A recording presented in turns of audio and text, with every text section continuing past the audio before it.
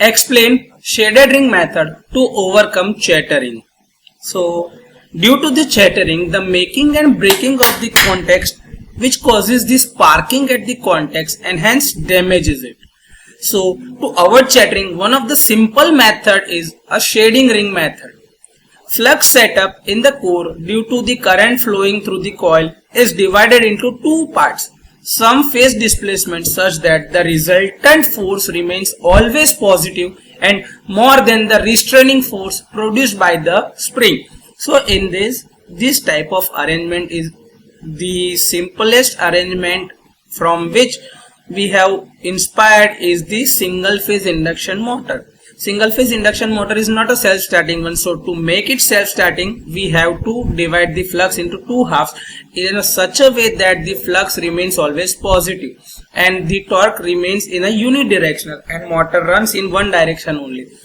So in this case, similar to this is the core element, and core is divided into two halves.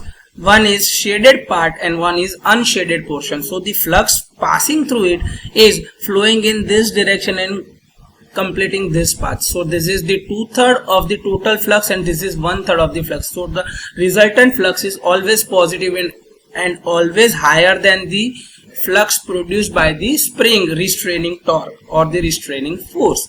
So whenever the current exceeds upon by the certain limit, the current produces the torque exceeds and this torque is positive one, so attracts the armature in that direction and armature is pulled up and attracted towards this core material and closes the contacts of the trip coil.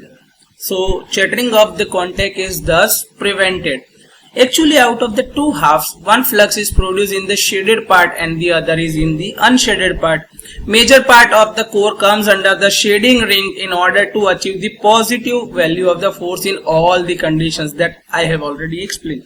So this is how the shading ring method is used to overcome chattering.